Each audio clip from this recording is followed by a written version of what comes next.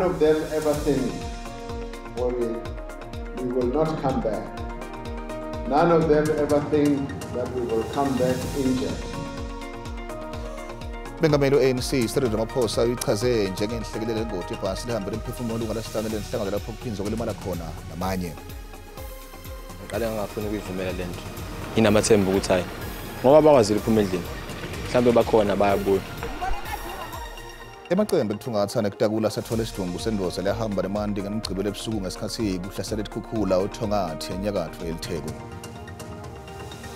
I think people always have perception of the national team, but then we've tried our best over the years.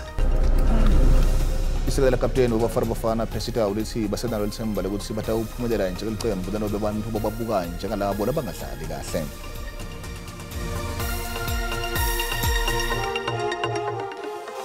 Baba kuhle kuhlangana nizabeni teSiswati la SABC khumbula ukuthi sikhona ku Facebook, X na ku YouTube ngokuthi SABC Tindzaba kwesibuke thamba yembili lomuhla. Khumana na SABC News. Sishayele ngetindzaba letishisako. Tindzaba nje. Kusiluma indlebe laba ngempiphi tingekethi nikhungethene ngomphakathi. Sishayele ku 011 714 6133 noma usithumele i-email ku news@sabc.co.za. I-SABC News, livi lakho itimele ayithathi hlangothi.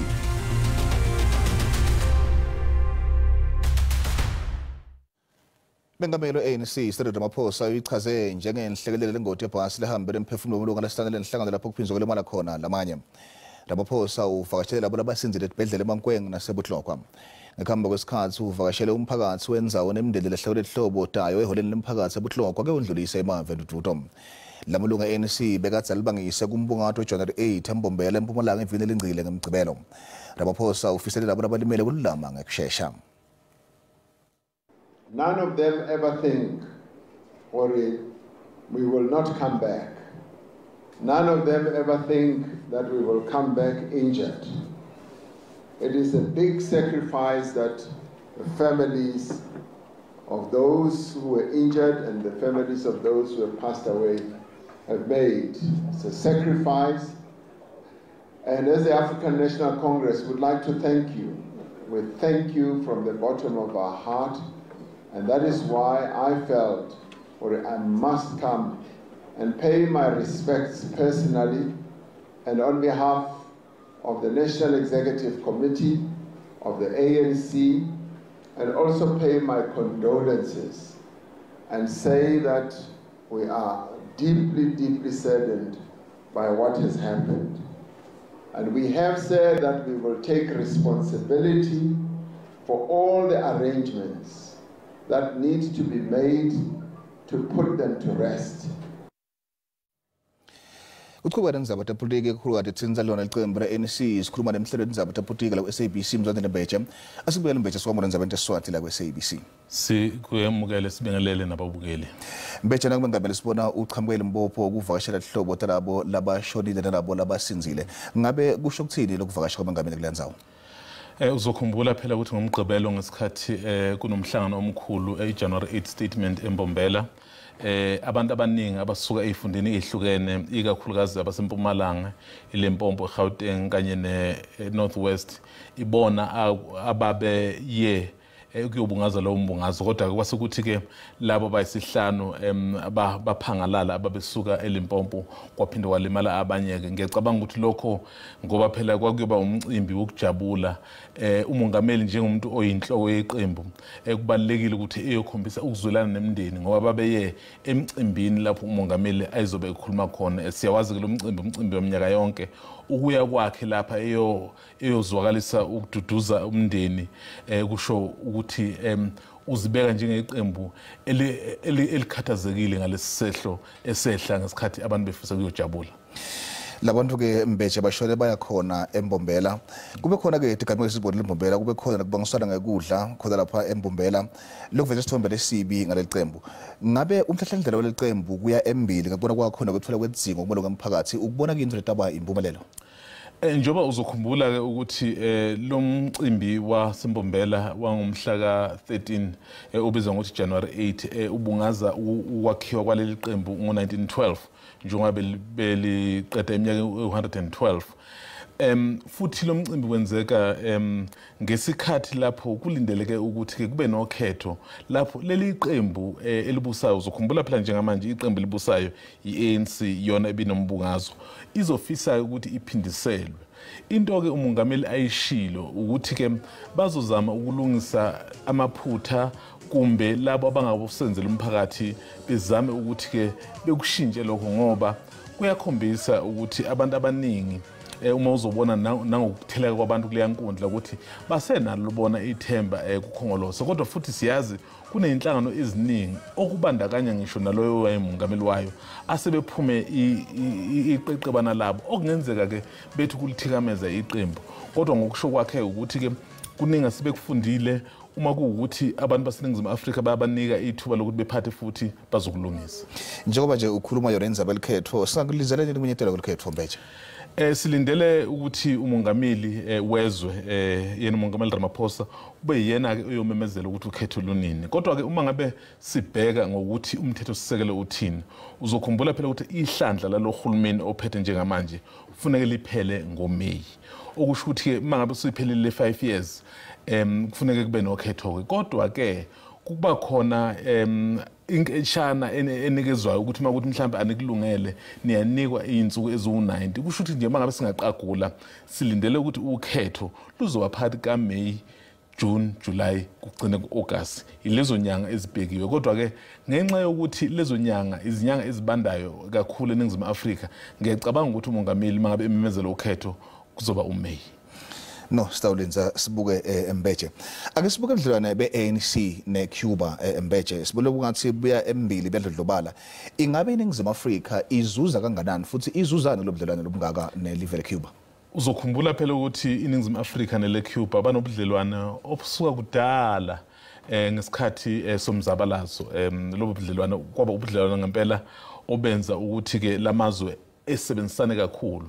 Okwabe sekuthi impela okwabuqinisa kakhulu lobudlelwano iningi lodokotela bethu sinabo la eNingizimu Afrika bafundiswa eCuba ngani na ngabo lobudlelwano yingakho ke uma ubona kunezinxushunxushu nezinkinga iCuba inokusiza ngesikhathi kwenzeka iCovid sathola odokotela baseCuba ngoba phela lelizwe lithuthuke kakhulu ikakhulukazi entweni njengodokotela bafika bezonceda lapha kanti futhi neNingizimu Afrika nayo la efaka khona isandla iyayisifake ngani na uma uzokhumbula Fidel Castro lo wayengumholi weCuba no Nelson Mandela naye wayengumholi walelizwe babethathana ngokuthi babafuwabo ngenxa yokuthi ke bonke laba bantu badonsa kanzima ukuze bekwazi ukuthola inkululeko ababeyitholile nanokuthi ke izinkambiso zabo nabafisa ukwenzela abantu kuyahlangana ingakho ke lo budlelwane namanje busaqhubeka.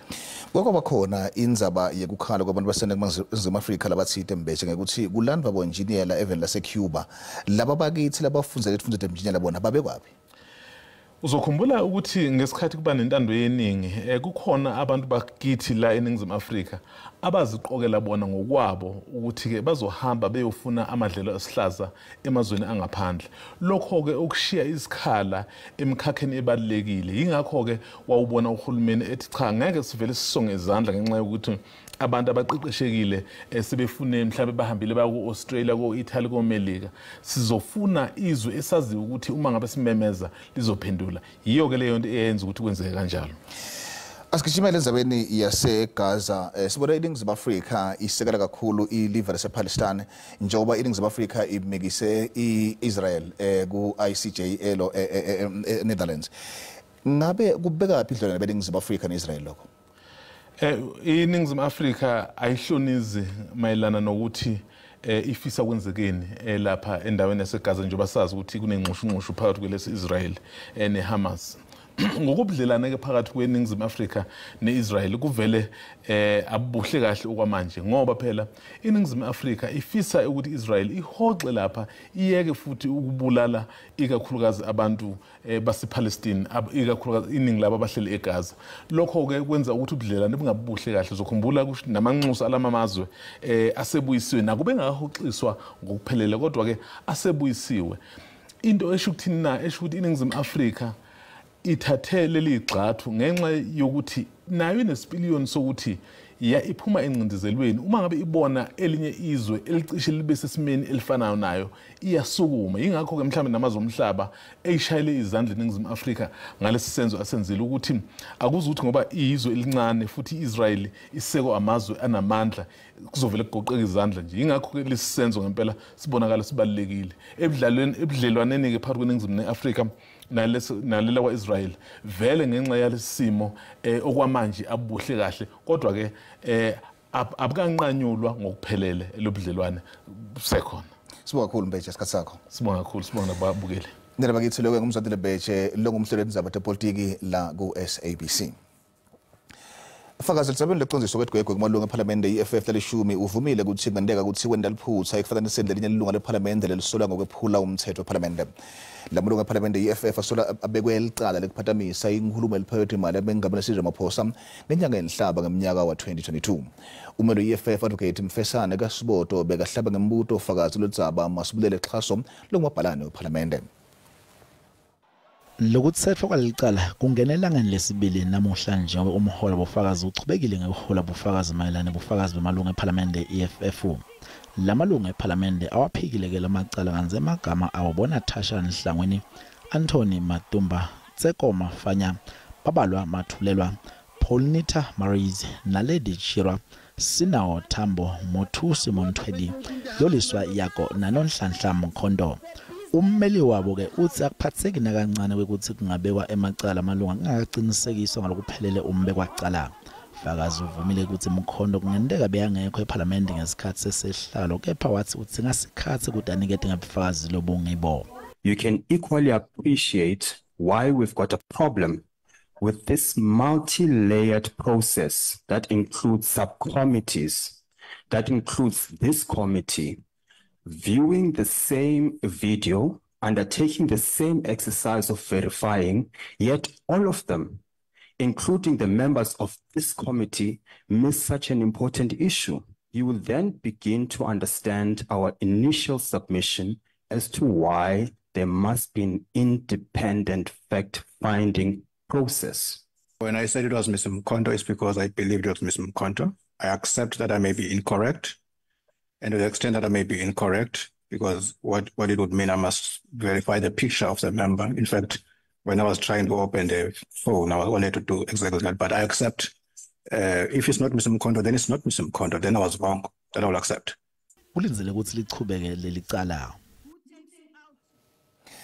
Emicimbi kuthungatha nekutakula sathola isidumbu sendoza lehamba lemandi ngemigcibelo ebusuku ngesikhathi iklasi leTkhukhula uThongathe enyakatho elitheko.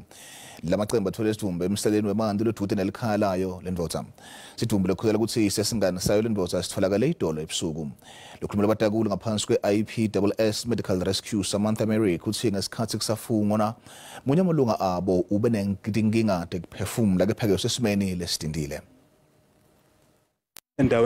Ngathi lapho ekwenye indawo esifundazweni saKwaZulu-Natal ekhahlamezeke kakhulu njengenxa yalezi zikhukhula ezenzeke ngempela sonto kanti umphakathi ukhala kakhulukazi ngokuthi ey'ndaweni ey'ningi awunawo amanzi kanti khona nabantu abalahlekelwe impilo nekuthe ukuhamba kwey'nsuku kwase kuba khona imizimba etholakalayo kanti sokhuluma lapha noKhethelo Umthethwa ozositshela kabanzi ngokuthi ngalesi sigameko sibathathe kanjani bona endaweni. Khethelo sebanga kakhulu isikhathi sakho kafushane nje mawasuchaza isigameko sangomgqibelo ebusuku senzeke kanjani nokuthi wena sikuphathe kanjani. Ngifuna uqamba ngiqale ngafuna ukuyivumela lento. Inamathemba ukuthi hayi ngoba bakwazile uphuma endlini. Mhlambe bakhona bayabuya. Sonto sivuke. Kubheka hayi no. Sibonele uyabuya egcineni strong siyamazi. Hayi sibonele ukuthi ukubuya. Kwathi kuba umsombuluko kungabikho okuvela kusasizo ngokukhuluma iqiniso nje. Sami so report endaweni kufuze abasizakala. Lutho siza abantu ababuya. Somluku ushaya nazi insuku zihamba ibuye le ndoda izolo team yaseDubu abafowethu nababanye abafowethu bafike bethi hayi sibonelo wethu sihambe soyibhekela thina ngoba usiza sithole sikene khona la ehlathini sibabhekele indoda nentombazana sibabhekele ukuthi kubathole kanti leyo shoot engeneni kwethu kuba khona abafowethu abawu2 abasibonayo bebebheka izinto nabo la emva kwesikhathi mhlawumbe around 5 befike kuthina bethe madoda sibonela ukuthi nibheke umuntu khona umuntu esimthola la ngaphakathi besazize sibuye siconfirm sibikele nabo umthetho kube kanjalo sibe nethemba ukuthi hayi futhi oSpeed usazotholakala usibonela uthola uhamento yentombazana namhlanje savuka futhi ekseni sihamba so reporter kanti leyo namhlanje ngoba manje ngoba sengifika nje kuthiwa setholakala usibonela kodwa nje siphathekile kahle ngenqamama siphathekile kahle kodwa sibonga khona ukuthi imizimba isitholakele noma sokwazi ukubancaba ngendlela eyona ngoba ukube mhlambe because udakabela uningi lapho kenqamama sifaka amabhuzi singena phakathi uyacabanga ukuthi lo muntu uma ukuthi ula ngaphansi umthola ngayiphi indlela ngasiphi isikhathi ngoba futhi namhlanje kuthiwa ama-flats possible ukuthi azobuya sibonga khona sibatholile sibonelo bakhona benohamento sisokwazi ukubafihla ngendlela eyona mhlawumbe kabe imindeni siniyazisile ukuthi nabo sebetholakele no yebo bhuti usibonelo uyazi because ubesele nobhuti nomalume obhuti useyazi bafikile izolo futhi kube nzima kakhulu sebefika izolo kunzima usubona abantu basekhaya babuza ndoda kwenzekeni uthi uyasichaza isitori bathi asizinto eyisho iplan ndoda sengibuya somcheck la sengibuya lapha bathi ndoda kwenzakalani angitholi lutho abantombazane size sabathola ngizolisho nje iqiniso asikwazanga bathola sabathola izolo saxhumana naye ubhuti wakhe ngoba into ade inkinga besingakwazi ukubathinta because usisi omngani naye ebikile unkinga uma akekho esimene esirise umethola indaba mhlambe okungabanga ezinye inkinga kodwa kumanje ubhuti usendleleni kantombazane nomalume futhi ngasibonela ubhuti usendleleni abomndeni sebeyazi futhi kungcono ngoba imizimba isikhona sibonga kakhulu sibhuti kasikhathi yebo phethelo leyo echaza kabanzi ngebuhlungu ebebenabo okuholele ekutheni namhlanje bakwazi ukuthi bamthole kodwa ke into abayijabulela kakhulu ngalesi sikhathi ukuthi bajabulela ukuthi imizimba yabo bobabili labantu bebelahlekile kubona babatholile asibuyisele izintambo ngakuwe studio Letinyana sibetolo labanye abatali babantwana labangathola inzayo yokufunda esikolweni basele badungekile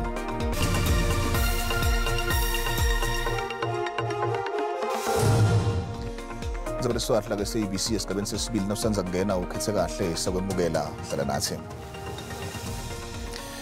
Labanye abatali babantwana labangakathola inzayo yokufunda esikolweni basele badungekile Labatali bahambela amahhovisi etemfundo lase White River eMpumalanga ke ufuna impendulo Labatali bathi abantu babo bafakwe elihlwini labatawubuye babona nobe bahlala dude netikolo Batali labacakekile abanelithemba lekutholela abantwana babo tikhala etikolweni letidvude abakakujabuleli nakancane ngekuthi abantwana babo bangayitholi indzawo kwalana nobe bafake ticelo ngesikhathi baphindze balandzele nemigomo lefanele bathi balandzele tonke tindlela nako konke bekudzingeka ngesikhathi kubhaliswa kepha nyalo abati ukuthi kutawendekani nangabe abantwana babo bangatfoli tikhala tekufundza La ngisesekhethi ngito leya i-complaint ukuthi umntwana a-admit e-White River Primary because ngi-applyile lo mnyaka lophelile wa 2023 ukuthi abe ku-grade 3 2024. They're not offering even mobile classes because we're told now ukuthi kune mobile class A1 aba-offerile for grade 1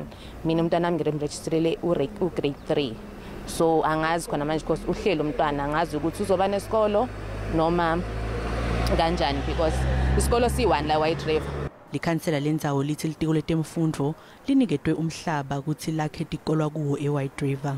We have been trying to get new schools in White River since 2014. We were promised in 2014 that we were going to get a school.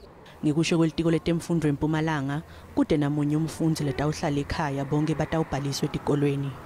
Sizobenzana nabo sebenzana kanye ne-Department of Public Works senze ukuthi yonke i-process iyafika egcineni masinyane labantwana bangena emaklasini bafunde. Sambongete wathi litiko letemfundo selinemagumbi ekufundzela lapho ngumahamba nendlwana langemakhulu 200 lekuhloswe ngawo ukuthi avale isikhala sekushoda kwemagumbi ekufundzela kulesifundza.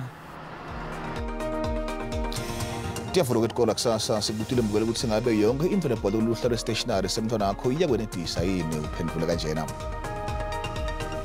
Hayi basibulala ngokotisha is too much.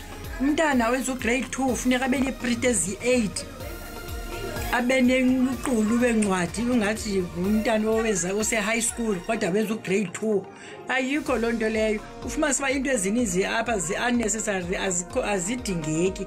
Kuliqiniso lelingaphikiswa lelo atisebenzi tonke tintfo letilapha kule-stationary kuthi nangabe kuphela umnyaka utibone tikhona tingakasebenzi. Bokungafanele ukuthi i-stationary sibize elihlobo. Bokumele ukuthi bazame ukuthi bancedisane nabazali i-stationary singabizi elihlobo. Ngokubona kwami urhulumente fanele beyasothulela umthwalo akhuphe i-stationary ngoba wasithembisa ngemfundo yamahala. Xa sizothi sithenge i-stationary ngoku ayiseyiyo imfundo yamahala. Konke lokho kulapha kwi-stationary nje kuxhatshazwa abazali laphana. Akwazi ukuthi ungathi ingane ayithenga amathisha u10 labo thisha bayithathela bona lezi zinto bahambe nazo. So nje ngingakusho mina abake bazama ukuthi babacabangele abazali into abathi asithenge ziyabiza. Nakuba kungenaso-ke isiqiniseko sokuthi kunesidingo yini lokho kukuloluhlu kodwa ke ngicabanga ukuthi kunaso phela isidingo ngoba ngendlela isimo esibi ngayo angeke-ke ukuthi singathengiswa into engenasidingo. Lona ngumbono wembukeli i-SABC ete yathweswa ukuthi phendulela ngawo.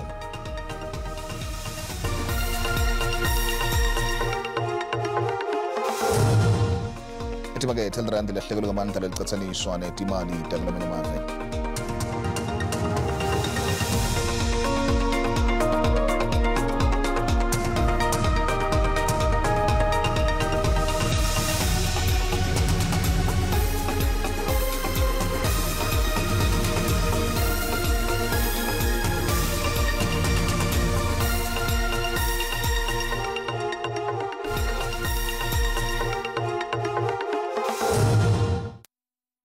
Idlalo lisekela kapteni Bafana Pesita ulithi basenalo lithemba lokuthi batawuphumelela njengelicembu nanobe abantu bababuka njengalabo abangadlali kahle. Akhuluma ngaphambi kwemidlalo AFCON Group E wekuvula namali lomuhla kusihlwa tawo uthi betamela kusebenzeni abo kuleminyaka lengcile futhi basangakalahli ithemba. Impumelelo Bafana leyaba ingcayizi vele kuphumelela indlebe AFCON ngo-1996 lebekade idlalelwa ekhaya. Mngajibovu Cameroon ne-Afrika yonkana Samuel Eto'o naye uvakalise kudumala ngendlela lidlala ngayo licembu leNingizimu Afrika. Kunyindi lokulinzeleke ecenjini lesive Bafana njengoba lifola netulo lomuhle ebusuku nelemali ku-AFCON kulinzeka ukuthi licembu lidlale kahle njengoba ema-Springboks kanye nebanyana bende kahle ukuthi indzebe temhlaba badlala kuto eminyakeni lowengcile. Umgadli Bafana Pesitawu uthi batawudlala kahle kulo mcudelwano. Perception of the national team, but then we've tried our best over the years. And then we're still going to try our best and we still want to grow as a country. I don't think we've had so much of success as a country. We only won the AFCON one time. So you can't place us that far. Licembu lesive likhombisa kwenda ngcono kusukela kufika umceceshi Hugo Bruce usincubekele imbili yaleli cembu itawubonakala kulo mcudelwano. By little we make progression and we did good results. We beat Morocco, we beat DRC, we played a good game and a draw in Ivory Coast. So that means that we made progression and therefore it was so important to be here today. Umdlalo Bafana lemali utawudlala lomuhle ebusuku nga-10 enkundleni Amadou Khulibale Korahom kanti utawusakata bukhoma ku-SABC 1. Kucala lapho umhla sihlangana ngalesine enzaweni lefana kwesikhathi lesifana kwanike ukhona lobandile simo sethu lesisive ukuthi lobandile usiphathele nobandile kwendekane liyashisa liyaduma liyana kwendekane. Cha lokuhle nje ukuthi ke ngimathuba lamahle etimvula etinzaweni letiphakeme even lokusho ukuthi ke lokuhle lokuqala umnyaka ngetimvula sho ukuthi umnyaka utaba muhle. Nibake uyeta nobandile simo setulu emva kwetolo nesiphelele. Sithi baka lapho tala umhla lesibetolo ke sikhona simo setulu usale kahle khona izindebele kusasa usale kahle.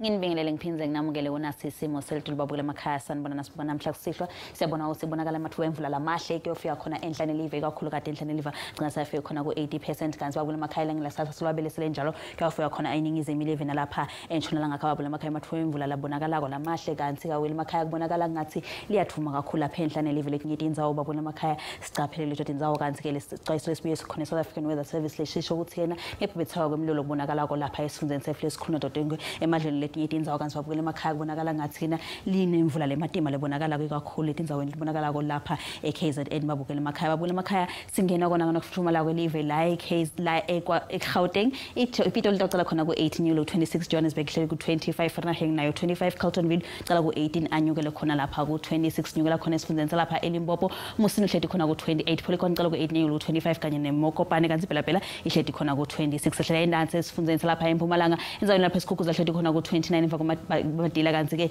iCaroline tocala khona ku15 Nyulo 24 ML hleli khona ku23 kanti eMkhondo lihleli khona ku25 lapha eKwaZulu Natal eThekwini hleli khona ku24 Pietermaritzburg hleli ku21 Kroonstad cala ku6 anyukele khona ku16 enzaweni lapha eMpumalanga Kapa eMthatha hleli khona ku16 Kromani nayo hleli ku16 emva kwamadina Credo cala ku12 anyukele ku23 kanti Willow hleli khona ku25 Gqeberha ahleli ku23 singena khona lapha eNtshonalanga Kapa eCape Town hleli khona ku32 Worcester cala ku17 anyukele ku33 hleli hleli ku36 kanti eBeckford West hleli khona ku31 esifundeni sefle sikhuluma dodonke lapha enzaweni lapha eAppington hleli khona ku34 Calvin hleli khona ku32 Kurumani hleli khona ku32 naye kanti babukela emakhaya enzaweni lapha eFree State siyabona ukuthi lapha eFrankfurt hleli khona 28 kanye neCecil Bay kanti eBloemfontein lihleli khona lapha ku29 esifundeni sefle segcina babukela emakhaya lapha eNorth West Ottosdale hleli khona lapha ku30 Vryburg hleli ku31 kanti eTosca cala khona ku19 hleli khona ku33 Taung naye ngathi uhleli ku33 kubuka ngathi lokho ngiphathana babukela lokuhle enhlelweni landelako nisaleni kahle